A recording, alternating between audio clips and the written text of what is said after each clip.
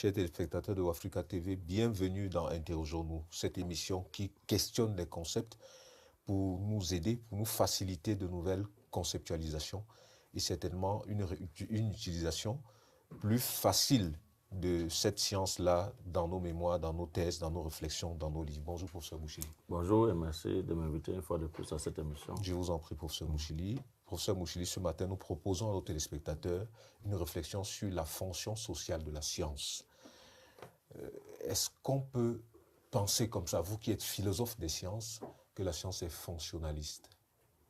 Oui, c'est vrai qu'à l'origine, on pourrait penser que la science est une réflexion qui consiste en une sorte d'entretien du cerveau, essentiellement théoriciste, parce que lorsqu'on regarde l'histoire des sciences, on va constater que la science ne commence à avoir un impact réel sur la société seulement à partir de Copernic au XVe siècle, avec Bacon, Galilée et autres, qui pensaient qu'il fallait sortir d'un système selon lequel la société avait déjà ses vertus, et qui avait un fondement métaphysique, et on n'avait plus besoin de réfléchir autrement pour penser la société. Donc, il y avait des cultures qui ne relevaient d'aucune forme de dynamisme pour penser l'histoire de l'homme comme une histoire qui évoluerait, comme une histoire qui serait en train de se construire selon que l'homme est acteur et auteur de son existence.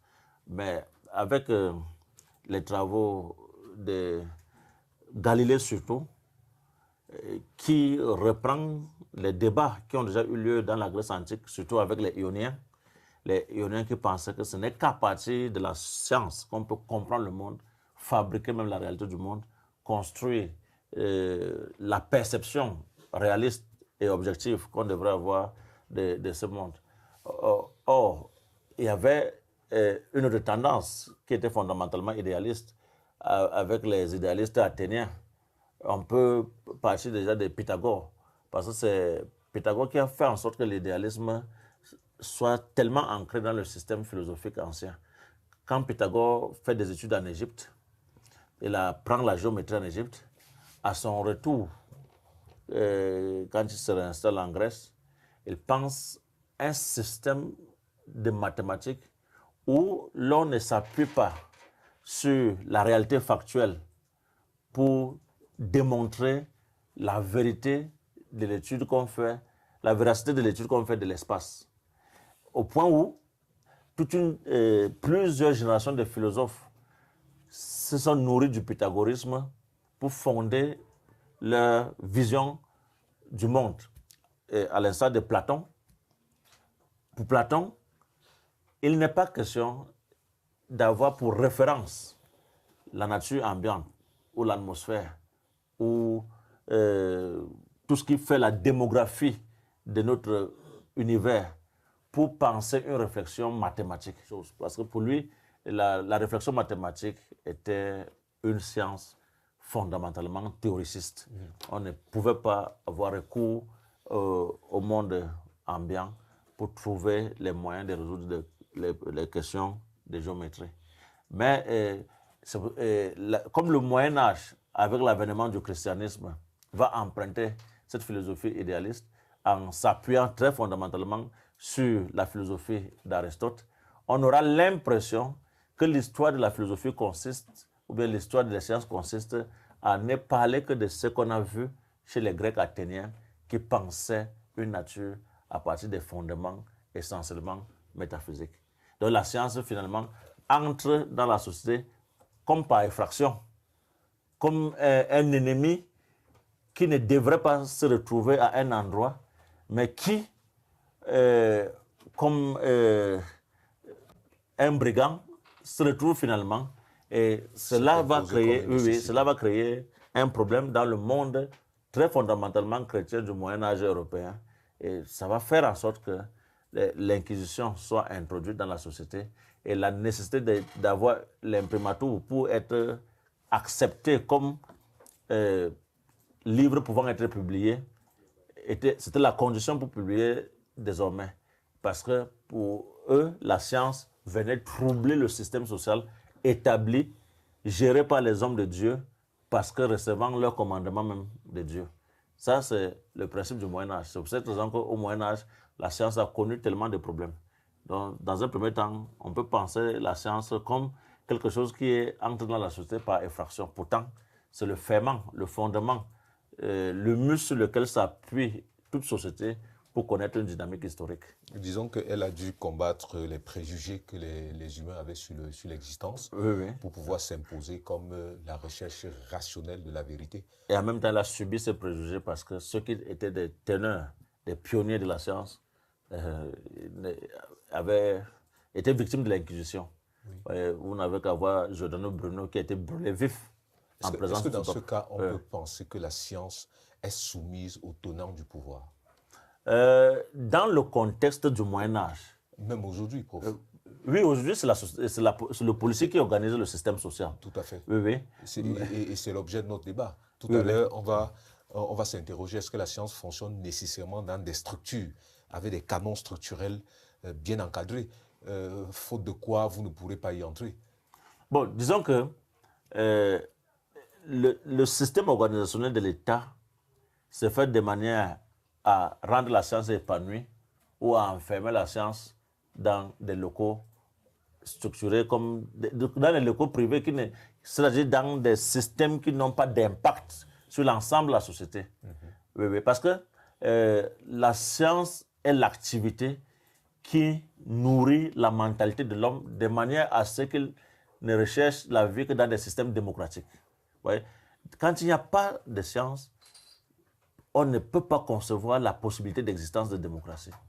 Et vous allez constater qu'à travers le monde, les pays dans lesquels il y a moins de démocratie sont les pays les plus pauvres scientifiquement. Il faut regarder. Et les pays les plus riches, généralement, sont les pays qui ont très tôt adopté la science, qui ont développé la science, qui ont ouvert les mentalités.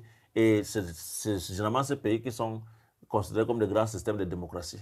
Bon, prof, on peut vous opposer qu'au 14e, au 15e, au 16e, au 17e et au 18e siècle, c'est le moment où beaucoup de ces pays, qu'on considère comme des grands pays, parce que structurellement, ils ont construit des chemins de fer, des aéroports, ils ont construit des sous-marins, ils n'étaient pas démocratiques. Oui. C'est la période de la royauté. Oui, c'est la période de la royauté. Mais pour l'affirmation de soi, il faut voir ce qui s'est passé au XVIIIe siècle. 1776, l'indépendance des États-Unis. Vous voyez comment ça s'est passé. 1789, la France accède à son indépendance. Oui. Et on a embastillé le roi. Pourquoi? Parce qu'on veut liberté, égalité, fraternité. Oui, on ne veut plus une société de classes et de castes. Pourquoi? Parce que lorsque on entre dans la dynamique de développement de mentalité, la science, ne se retenant devant aucune frontière, va bousculer les coutumes et installer un système de communication des idées construisant un nouvel ordre mondial, oui, un nouvel environnement, une nouvelle perception même de l'existence. Oui. Bon, parce que dans les systèmes de royauté, il y avait des sociétés qui étaient réparties en classes ou en castes. Et à partir du moment où vous êtes descendant d'un roturier, vous n'avez rien fait d'autre dans votre vie que d'être de la classe des roturiers. Oui. Bon, aujourd'hui, avec les systèmes démocratiques, il n'y a pas de cloisonnement au sein des systèmes, au point où c'est chacun qui peut avoir des aspirations, développer des capacités de réalisation de ces aspirations et parvenir au plus haut sommet de la société. On n'a plus de sociétés où des classes sont déjà déterminées par nature. Oui. Or, on pensait à cette période que cette détermination était naturelle. Et pourtant, quand la démocratie arrive, on constate que chacun peut aller jusqu'où il veut, pourvu qu'il travaille à cet effet. Du coup, Je reviens encore sur l'argumentaire. Du coup, si la démocratie est un système de droit, on peut penser que c'est quand la structure de l'État... J'ai envie de citer le professeur Hubert Monunjana, qui dit que des gens ont construit leur cathédrale, ils ont terminé de construire leur cathédrale et ils ont proclamé la démocratie après avoir construit les cathédrales.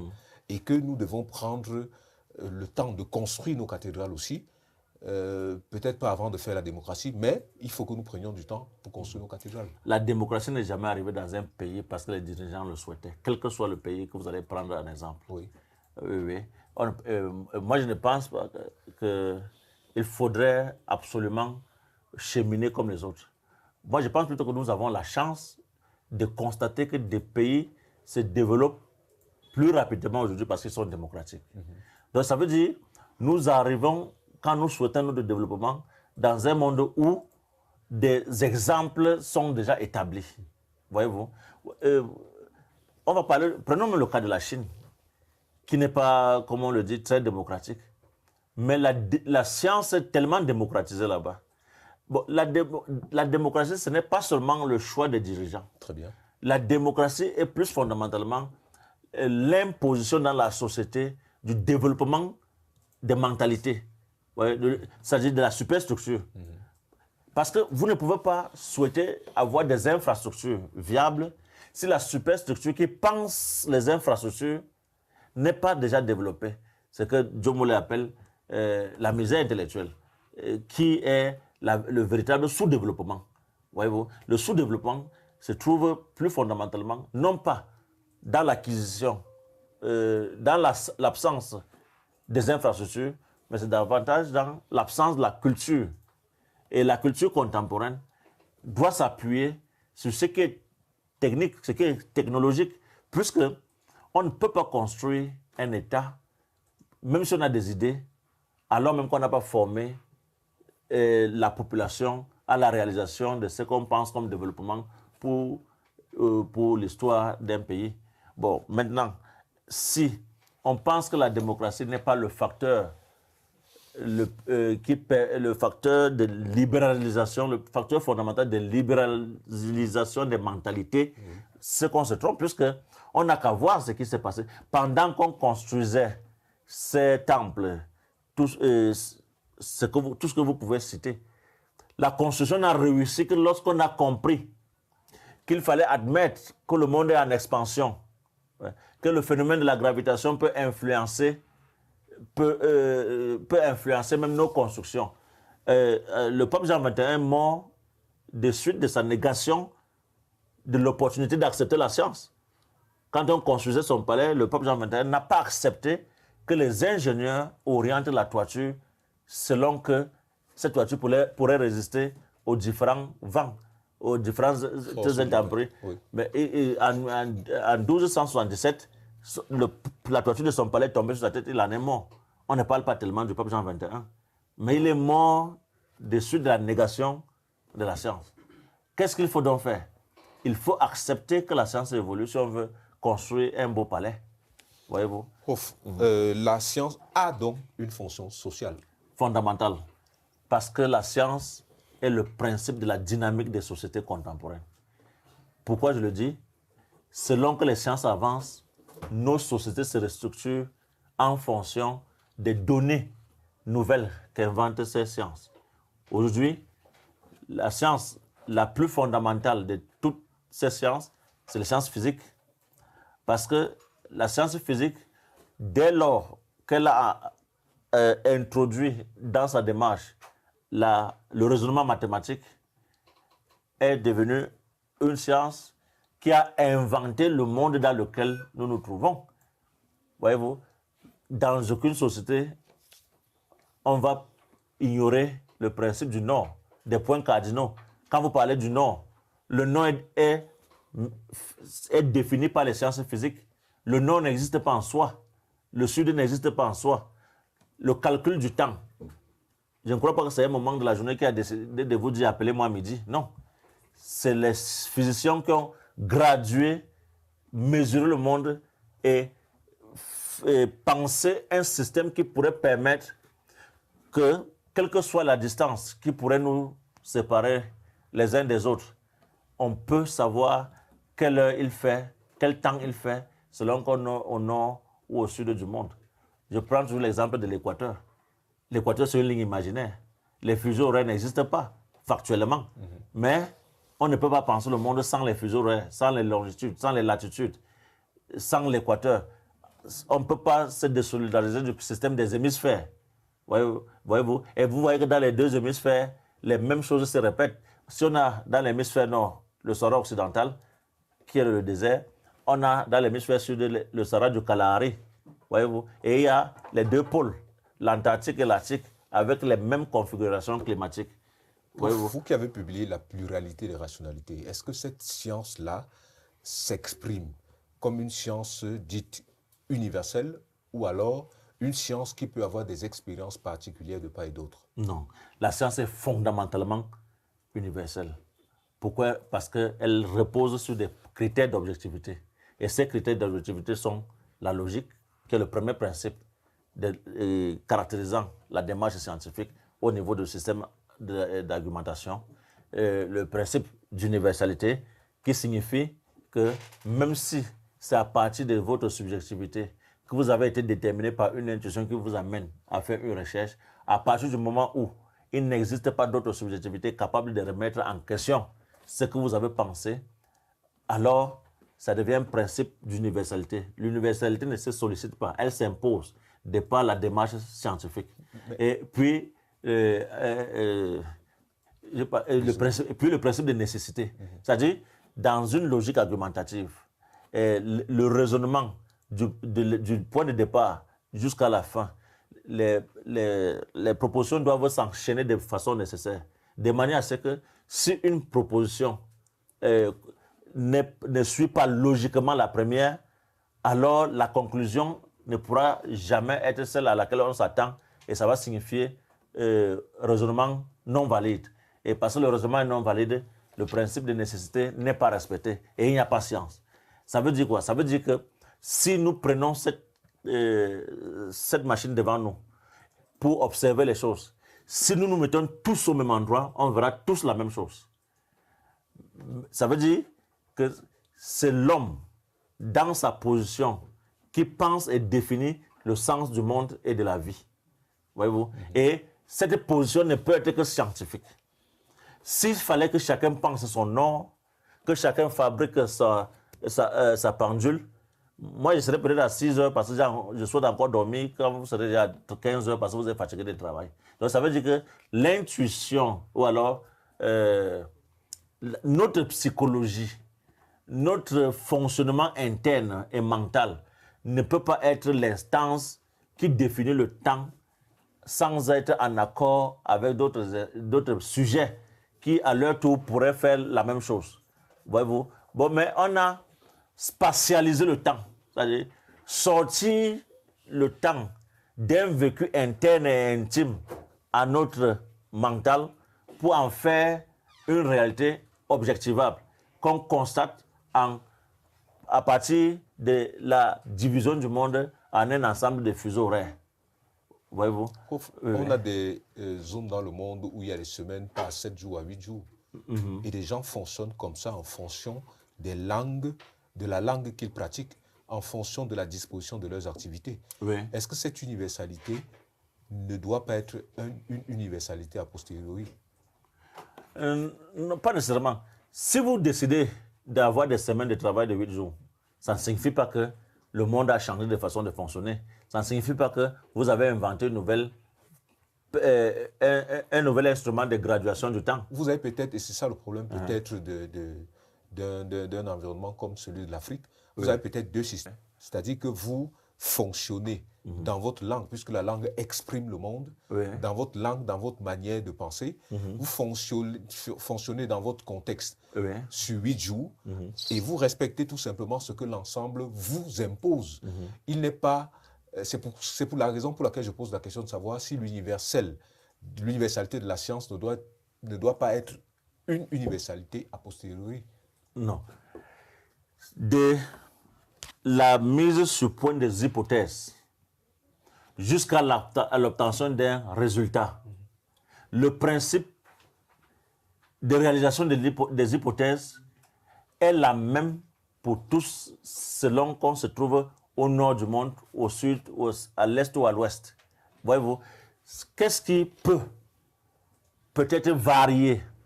Par exemple, nous avons un climat qui est le nôtre. L'Occident a son climat. Les hommes peuvent, selon qu'on est dans l'Occident ou dans l'Afrique, développer les mêmes types de maladies. Donc, les organismes ont besoin presque des mêmes types de médicaments. Mais il y a que, en fonction de notre climat, le principe de conservation du médicament peut changer. Selon qu'on se trouve dans l'hémisphère nord ou dans l'hémisphère sud, ou alors dans un climat très fortement frais, ou dans un autre climat très chaud. Voyez-vous, on va adapter. C'est pour cette raison qu'on est. Et la fonction sociale de la science s'avère plus prégnante lorsqu'il faut prendre en charge des vies. Parce que si vous voulez être indépendant et vous prendre en charge au plan sanitaire, par exemple, ne vous attendez pas à ce que les Américains fabriquent des médicaments d'abord pour vous avant de fabriquer pour eux-mêmes. Ça veut dire quoi? Ça veut dire que si vous pouvez être victime de mêmes maladies, le principe de conservation du médicament devra dépendre du type de climat.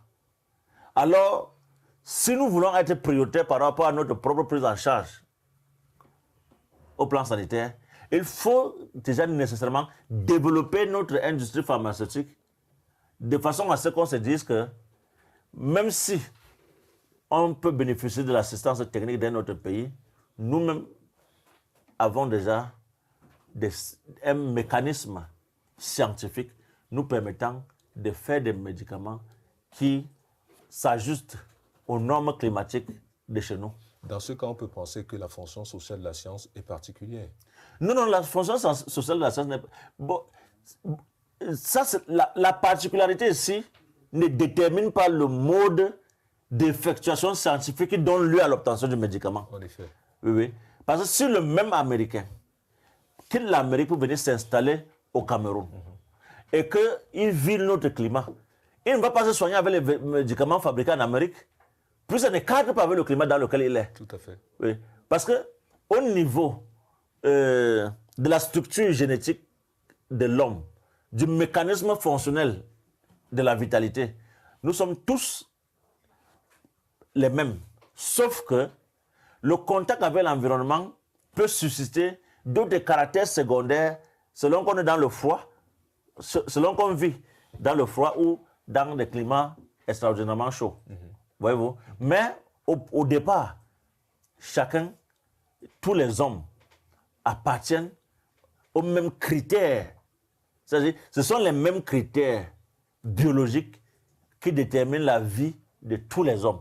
Sauf que, selon qu'on est dans un relief montagneux, selon qu'on vit dans des bassins, selon qu'on vit dans des climats très froids, ou bien dans un autre système, on va développer des mécanismes de suivi qui dépendent de ces climats et de ces reliefs. Voyez-vous? Mais c'est les mêmes hommes, puisqu'on peut changer de lieu de vie. Quand vous partez vivre, par exemple, en Europe, dans des conditions peut-être hivernales qui n'existent pas ici, vous allez vous adapter à cette situation.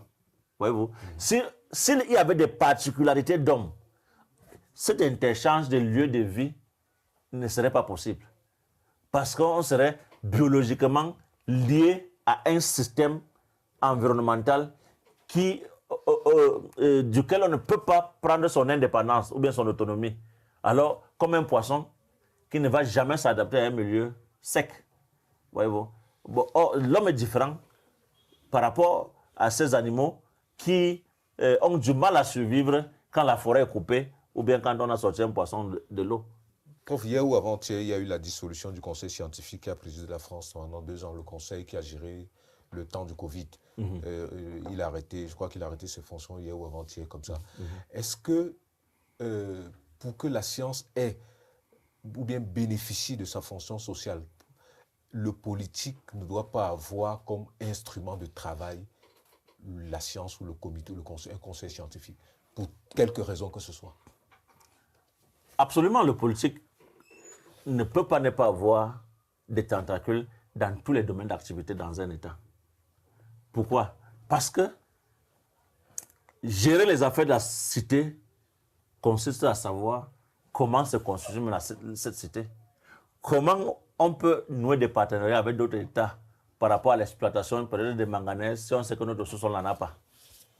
Voyez-vous? Bon, comme gouverner, c'est prévoir. On est bien dans l'obligation de penser un comité scientifique ou alors on invente dans chaque État une manière de se renseigner par rapport à la disposition des ressources naturelles. Voyez-vous? Ça veut dire que dans notre contexte fondamental, celui d'aujourd'hui, comment la démocratie, comment l'information politique serait-elle possible si on n'a pas un système qui renseigne le politique sur les potentialités de l'État? Voyez-vous? Aujourd'hui, la science, c'est la chance même de l'humanité. La chance de l'humanité parce que on ne peut plus vivre à marge de la science. Et celui même qui ne croit pas à la science aujourd'hui, c'est un rêveur dangereux. Si vous lisez la passage d'être de Paul Gilbert, il vous le dit. Celui qui ne croit pas à la science aujourd'hui est un rêveur dangereux. Parce que, comment allez-vous faire pour vous contenter seulement des feuillages d'arbres? Parce que... J'ai un souci quand même avec cet argumentaire parce que dans les classes sociales africaines, oui, les classes politiques africaines, oui, en général, on attend que les solutions viennent d'un centre. Oui. Désormais, avec la configuration du monde. C'est-à-dire qu'on ne pense même pas que, socialement, on est capable de produire quelque chose. Voilà. On peut comprendre pourquoi est-ce que pendant des siècles ou bien des décennies, on est sur des matières premières.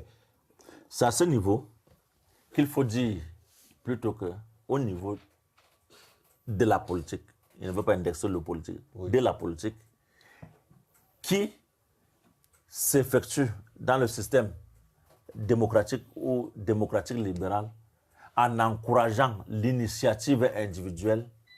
Ça veut dire que lorsque dans des États, on a encore des populations qui n'aspirent pas à une vie épanouie à partir de leurs propres efforts, c'est qu'il y a encore un déficit de culture. Et la culture est la culture du travail. La culture est la culture scientifique aujourd'hui. La culture n'est pas la répétition du même, le mimétisme.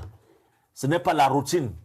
La culture, c'est s'accepter comme une improvisation créatrice, c'est personne qui le dit. C'est-à-dire, celui-là qui n'accepte pas le déjà-là, qui mène une vie qu'on pourrait qualifier de tension permanente entre l'être, ce qu'il est maintenant, et le devoir être, et ce qu'il veut devenir. Ça veut dire que l'homme est dans cette tension. Et c'est pour cette raison que dans les livres de Nietzsche, quand Nietzsche réfléchit, il dit, ce n'est pas toutes les populations au monde qui sont des peuples. Dans beaucoup d'endroits, on trouve encore la populace. C'est-à-dire, la populace, c'est quoi? C'est la grande majorité qui ne se préoccupe pas de son devenir, mais qui pense sa vie à partir de ce qu'elle consomme et à partir de ce qu'elle a pour sa survie. Or, il faut bien qu'on passe de la populace au peuple pour avoir une catégorie de population qui se pense en se projetant. Et quand une population se pense en se projetant, elle est obligée d'être exigeante par rapport aux facilités qu'elle voudrait qu'on lui accorde pour que l'intelligence se déploie de manière à ce que l'installation dans l'épanouissement, dans le bien-être, aille plus rapidement et plus aisément. Voyez-vous? Donc, le développement ou le progrès social connaît des étapes. Mais aujourd'hui, nous savons tous que nous n'avons plus à penser le fétichisme de la forêt au point de ne pas couper les arbres. Parce que ces arbres représentent chacun un ancêtre déjà parti. Donc on ne peut plus penser à ça. Mais sinon, on va continuer à penser à ça, mais les billes de bois vont continuer à passer pour aller en Europe. Au fond, on ne peut pas quand même oublier que la structuration du monde impose peut-être aux peuples comme les peuples d'Afrique, appelons ça comme ça, peut-être entre guillemets, d'une difficulté à s'imposer par rapport au reste du monde. Je prends l'exemple Covid. Le vaccin Sputnik a été découvert des mois avant que les vaccins occidentaux ne soient découverts. Il a été découvert, mais parce qu'il n'est pas considéré comme un environnement lié au centre du monde, on l'a nié. Comme on peut nier beaucoup des efforts qui sont faits par ailleurs dans des contextes africains. Et du coup, quel est l'avenir de cette fonction sociale au plan universel si on considère seulement comme vérité ce qui vient d'un centre qui serait prédéfini?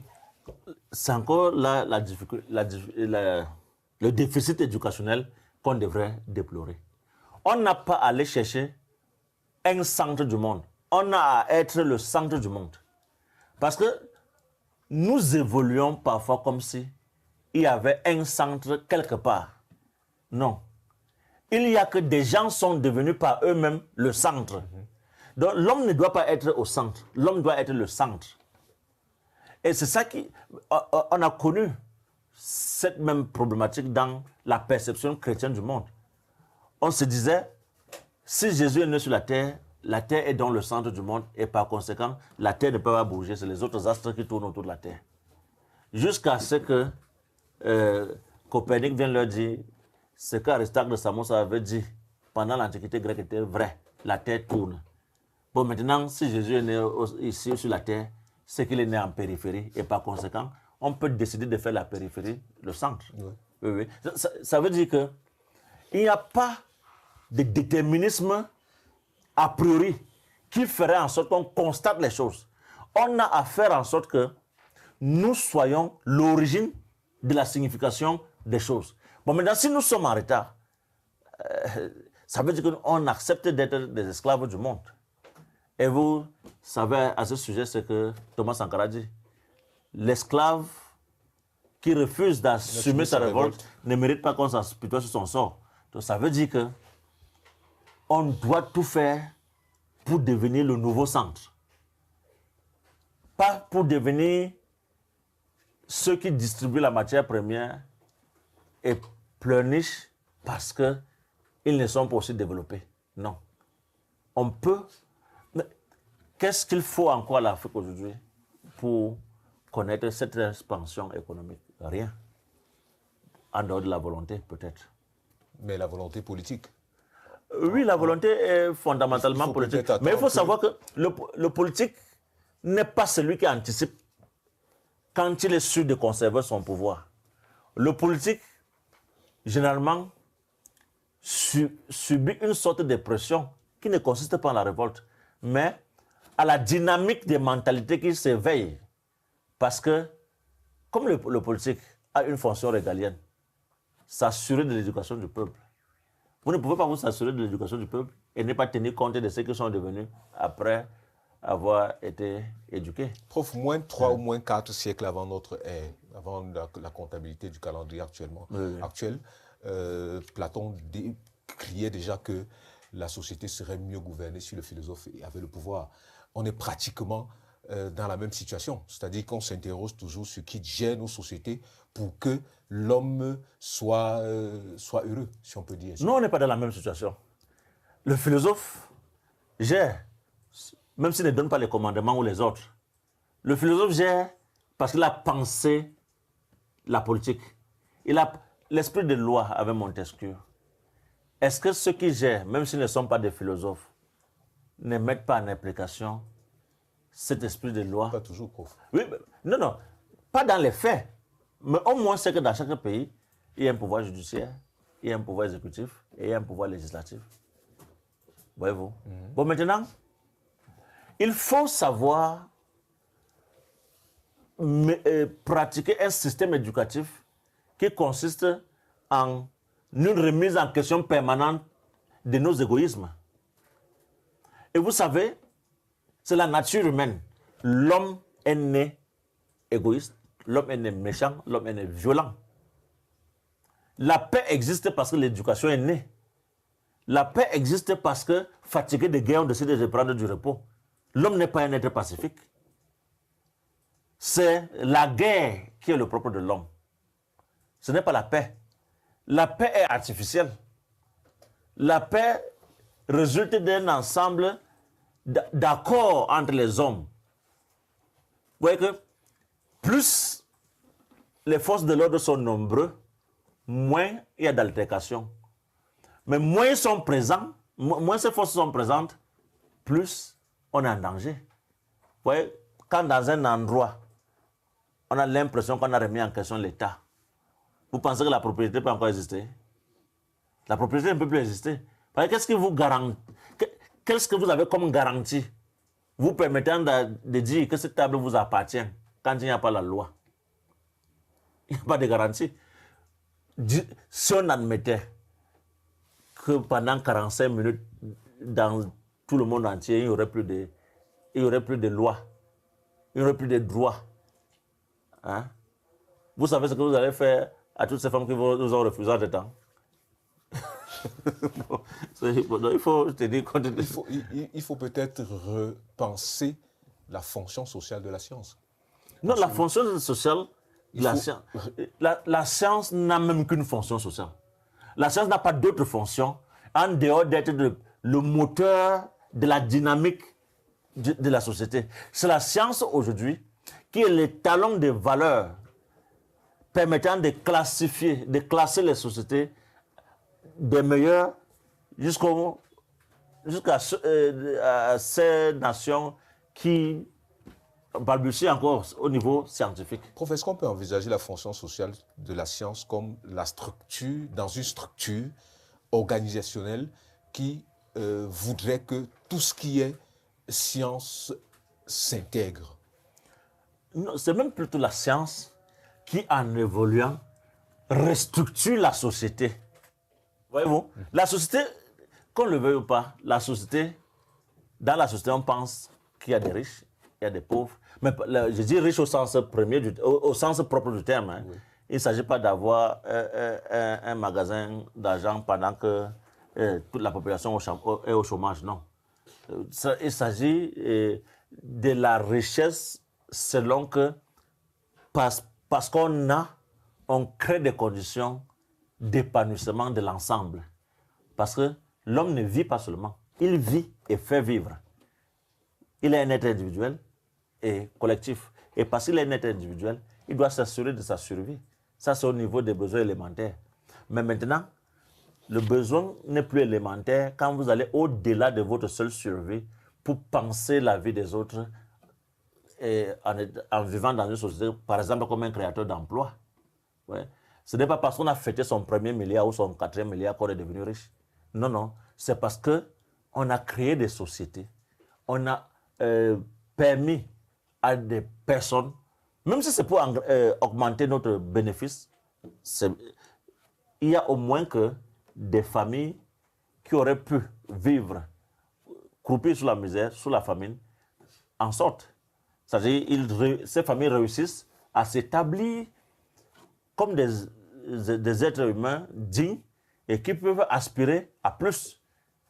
Voyez-vous? Bon, maintenant, est-ce que le niveau d'entrepreneuriat scientifique dans nos États pauvres sont tels que le secteur privé se développe de manière à engloutir le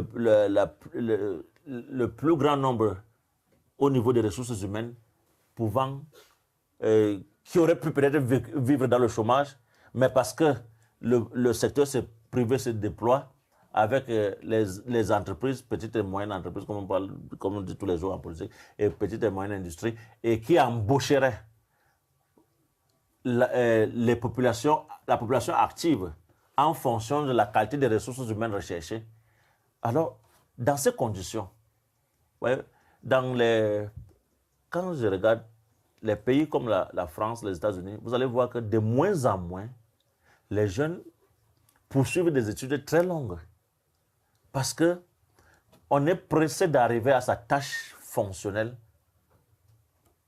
pouvant donner des moyens de suivi et l'indépendance, l'autonomie à chaque individu. Ça, c'est bac plus 2, bac plus 3.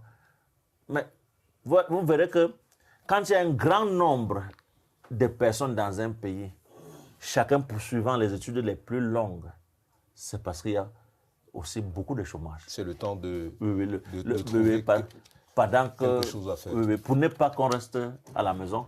Parce que quand vous restez et que vous ne travaillez pas, à une autre émission, je vous ai dit qu'il y avait une hormone de la paresse que provoque le cerveau. C'est-à-dire l'acide leptonique. C'est l'hormone de la paresse. Quand vous ne faites rien et que vous avez tendance à être toujours au repos, cette hormone est sécrétée et ça vous pousse à dormir davantage. J'ai envie de vous demander, quand on va vers la fin, est-ce que notre science est toujours adaptée? Est-ce que notre manière, la manière avec laquelle nos universitaires, nos chercheurs posent des problèmes ou bien tentent de les résoudre est toujours adaptée aux problèmes? Est-ce que l'universel scientifique ne nous fige pas un peu et nous détourne de l'essentiel de ce que nous sommes, là où nous sommes? Pour ma part, les universités sont adaptées, surtout même les universités africaines, elles sont vraiment adaptées. Oui. Sauf que il ne faut pas faire des universités les laboratoires de création d'emplois. Les universités existent pour former les ressources humaines. Et l'employabilité dans la société dépend d'une politique d'emploi. Voyez-vous? Maintenant, il ne faut pas attendre qu'on décide de faire un pipeline entre mon village et Kousséré pour envoyer les gens faire chaudronnerie à l'école parce qu'il y aura des tuyaux à relier. Il faut anticiper en créant déjà des filières de chaudronnerie et le jour... Parce qu'on sait que dans 5 ans... on aura besoin d'un pipeline. Oui. Bon, quelquefois on dit, mais vous allez faire telle chose en Europe, c'est pour en faire quoi? Alors que dans notre pays, il n'y a pas telle ou telle chose. Il faut penser notre pays en termes d'avenir et non par rapport à la situation vécue aujourd'hui. C'est-à-dire que le programme scolaire devrait être en fonction des besoins d'avenir. Oui, nous sommes dans un monde qui n'est pas... nous ne sommes pas fermés sur nous-mêmes. Et de plus en plus, nous devenons des citoyens du monde, de moins en moins de citoyens de nos seuls pays. Il faut donc penser un monde dans lequel, avec même le joint venture, vous savez, à Singapour, dans les années 85, on a commencé à conditionner les femmes qui devaient mettre au monde des enfants, de façon à ce que ces enfants soient génétiquement déterminés par cette tendance à être ingénieur, mathématicien, physicien. Parce que c'est la période pendant laquelle Singapour importait les... C'est l'étude Alexandre Adler, on parle dans... Oui. Il fallait, quand on veut faire un cours de mathématiques à Singapour, qu'on parte en France chercher le mathématicien ou aux États-Unis, non. On a dit, bon, qu'est-ce qu'on va faire? On a étudié génétiquement les personnes qui sont déterminées par cette tendance à la mathématique. On a conditionné les grossesses de 1985 à 1995 de façon à ce que quand l'enfant arrive au monde, qu'il ait le penchant naturel, bon, entre guillemets aussi parce qu'on a modifié, oui. À faire les mathématiques. Oui, à être ingénieur. Pour que lorsqu'on veut bitumer une route à Singapour, qu'on n'ait pas à appeler les ingénieurs d'ailleurs. Ouais, ça s'est passé à Singapour entre 85 et 95. Voyez-vous? C'est pour dire que il ne faut pas penser son monde seulement à partir de ce qui nous environne. Il faut aller au-delà de notre environnement pour percevoir le monde autrement. Parce que les changements sont tels que les ruptures dans l'histoire par rapport aux technologies qui existent sont régulières. Et il y a de moins en moins de continuité linéaire. C'est-à-dire, on va aller étape par étape. Comme si le monde était destiné à suivre une linéarité. Quand vous regardez comment la science fonctionne, quand elle quitte d'un paradigme dans un secteur à un autre, il faut littéralement reconstruire ou bien réaménager le système industriel. Parce que, en prenant un exemple, les instruments qui ont permis de fabriquer Nivaquine à un moment de l'histoire ne sont pas les instruments qui peuvent permettre de fabriquer les molécules actuelles pour lutter contre le paludisme. Ça veut dire, et comme la science a l'âge de ces instruments, quand on passe d'un âge à un autre, il faut renouveler le système industriel. C'est-à-dire tout le mécanisme qui entre dans la fabrication du médicament, tout en sachant que pendant qu'on est en train de renouveler, d'autres recherches sont faites et peut-être les nouveaux instruments ne mettront pas 2 ans parce qu'on aura un nouveau modèle, peut-être plus crédible et plus efficace. Il faut donc savoir que lorsqu'on veut entrer dans un monde pour vivre comme des hommes nouveaux, il faut admettre qu'il n'y a plus de routine, il n'y a plus de tradition, il y a juste que c'est la dynamique permanente de la société qui conditionne notre caractère, notre capacité à vivre avec les autres. On peut conclure en disant que la science est un outil social. Oui, la science est le principe moteur de la société. Merci infiniment, professeur Mouchili. C'est moi qui vous remercie pour cette invitation. Chers téléspectateurs, très bientôt sur Africa TV.